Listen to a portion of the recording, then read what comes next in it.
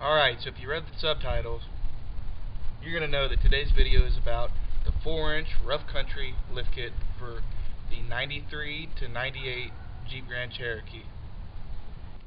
And in today's video, I'm going to go over all the things I like about the lift kit, everything I don't like about it, and what I would have done differently. Alright, so for a little less than $700, you're going to get 4 coil springs, 4 shocks. You're also going to get all 4 sway bar link extensions and the bracketry to go with it. Now I opted to get the optional rough country steering stabilizer because mine was blown out. This does not come with the kit. It's about a $50 add-on. In the back you're going to get 2 new lower control arms. You're going to also get 2 new upper control arms. You're going to get the bump stop drop brackets, which I don't currently have installed because mine were rotted out. And you're going to get the track bar drop bracket as well. This kit does come with the Rough Country's N3 shock. You're going to get a handful of nuts and bolts. You will have to hold on to your factory cam alignment bolts for the lower control arms in the front. You will also have to hold on to all of the factory hardware mounting all of the control arms. Alright, there are brackets that extend the bump stops. The way those are installed is by drilling a hole in the center of the top of your axle and running the supplied hardware through the supplied bracket.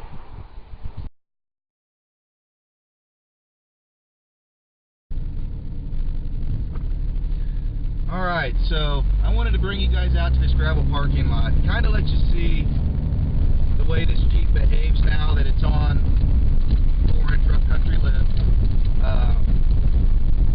And I'm going to compare it to stock. So we're just kind of cruising along 15 mile an hour. I don't know how this parking lot shows up on camera, but it's kind of rutted out. There's some potholes, so it's not really in the best shape.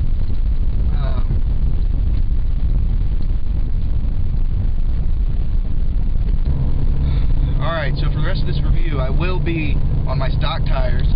I haven't really done some hard off-roading, and I probably won't till I get on the 33s that I'm getting.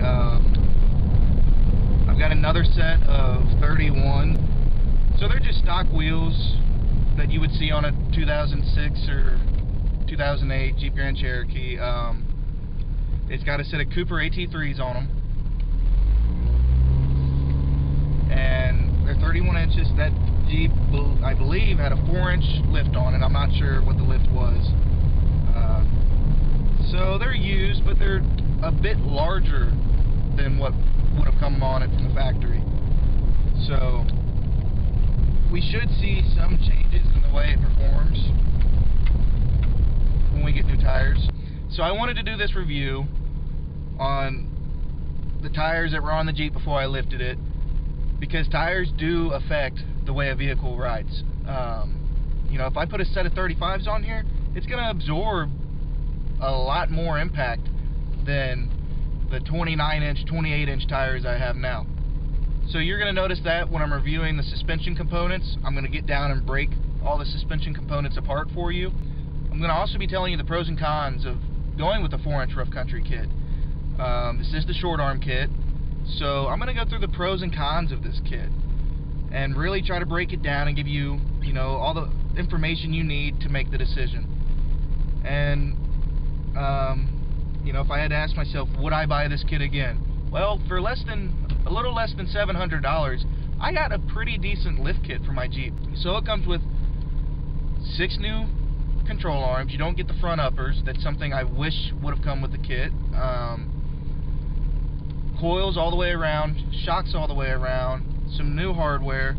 Now, one thing I wish Rough Country would have done was included the cam bolts for the front and lower control arms, or really any of the bolts that connect to the control arms.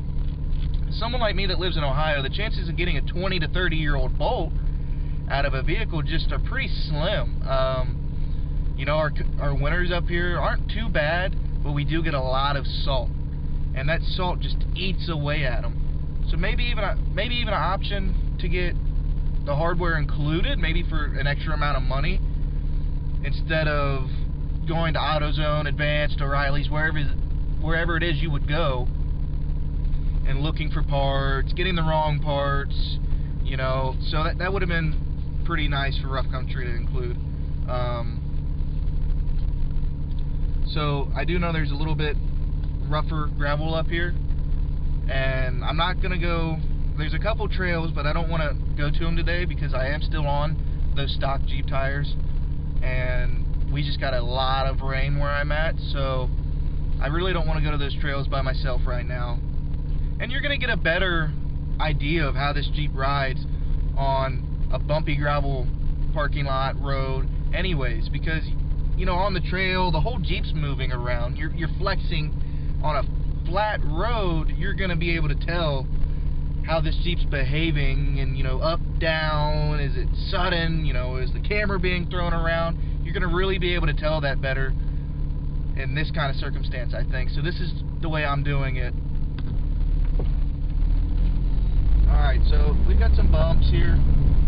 Now I'm probably gonna go to the other end of the parking lot and, you know, get sped up a little bit so I can really come through here with a little bit more force than what I just did. So let me flip a U-ey. And like I said, all the trails by me are really washed out today, and I'm just not wanting to go up there and get stuck because I don't have anybody to come get me right now. So,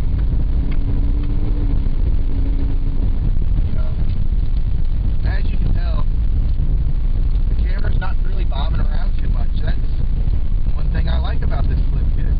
It's big puddle.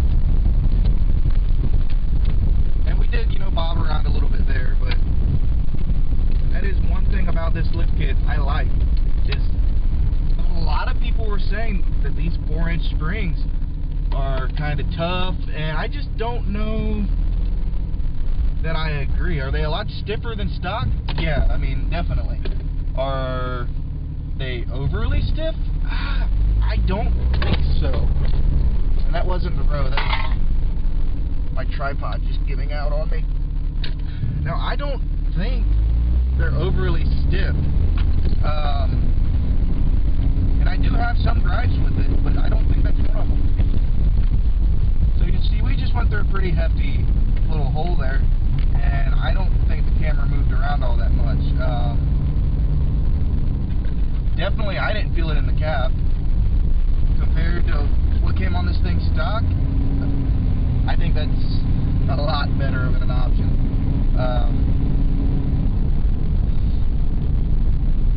Now, I think I'm going to let you kind of see what it's like on a normal, this isn't residential, but it is a 25-mile-an-hour road.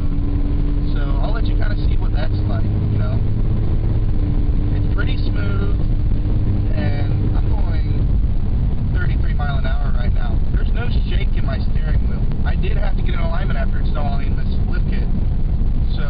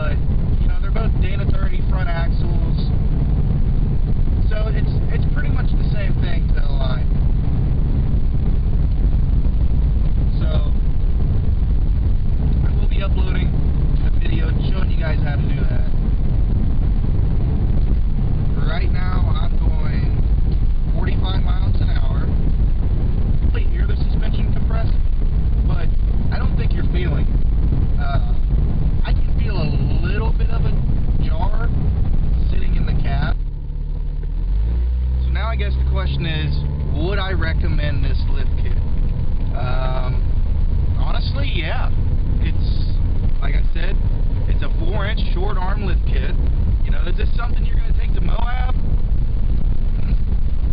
You know, maybe. There's a lot of stuff in Moab I'm sure that this would be able to do. There's going to be a lot of obstacles you're not going to be able to do. But, you know, really, I don't think it would be an issue for the most part. The quality of the lift kit, well, I like everything but the shocks, and my one main gripe with the N3 shocks that came with this, or I've had this lift kit on for about 2 months, okay? And granted, it is winter in Ohio. I do wash my vehicle a decent amount, believe it or not. For a lifted Jeep, it gets washed once a month.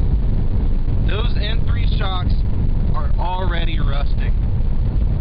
You know, for someone that is just building a cheap off-road rig, who cares? It doesn't matter. For someone like me, that I drive this to work most days of the week. Driving this during the winter at least 4 days a week, I don't want to be pulling into the parking lot with rusty shocks and, you know, I paid a decent amount of money for this kit. I don't want it to look bad. You know, that's kind of my one gripe with shocks. Are they Bilstein quality? No. But you pay for what you get. So when you're buying a less than $700 after shipping, so we'll just say $700. Or shipping might be included, but we'll just say $700. Okay, so for $700, in a weekend or two, you put this lift kit on, right? And it looks good.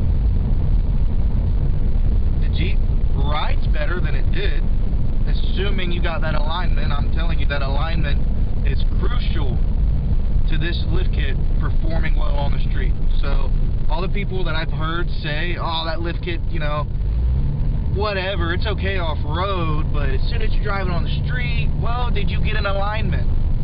You need an alignment. That's 90% of ride quality on this thing is an alignment. When you did the lift kit, did you do upper and lower ball joints? No? Well, why not? I mean, so go do your ball joints, do your U-joints, your ball joints, all that fun stuff. Put this lift kit on, get an alignment, and I don't think you'll have a single issue driving this on the road. Besides, maybe replacing the shock. I don't want to give you a set time, but let's just say in 2 years, you might be replacing the shocks. For $700, you know, I don't see how you can beat that. I really do think this is the best bang for your buck. And if you want to improve ride quality even more, adjustable upper control arms. Seriously. Get some adjustable upper control arms, and, you know, you're going to be able to play with it a lot better. So, what's something maybe I wish I had done differently? It wasn't really an issue for me. So I probably should have done the long arm kit. Maybe even 6-inch long arms. I'd have to check Rough Country's website and see what long arm kits they have available. But a 6-inch long arm kit, I probably would have preferred doing something like that. That being said, I probably could have ran 35s more comfortably. I know I had talked in my first or second video about would 35s run on a 4-inch lift kit. Yes, I believe they would. The measurements I took looked to me like there shouldn't be an issue running a 4-inch Rough Country lift kit on 35s with trimming. That's important. There's trimming, and if you watch my last video, you'll see I trimmed a lot.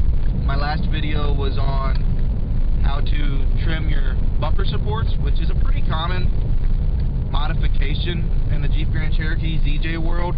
However, there's no videos on it. I take that back. There might be one video on it, and I found it once by accident, and going back I can't find it again. So I think there's one, but like I said, maybe you'll have a better time finding it. I couldn't. So I decided to go ahead and make one. So what it comes down to is, would I buy that kit again? I would buy that kit again. It performs pretty well for what it cost. I'd give the kit an 8 out of 10, you know.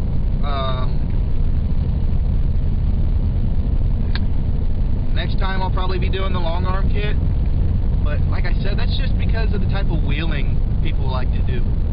So for the most part, me and this Jeep are going to be pulling a pop-up camper to campsites, docking the pop-up camper, loading my kids and my wife up into the Jeep, and doing light trail riding, you know. I mean, I'll have my toddlers in the car, so I'm definitely not going to Moab in this thing. Not happening.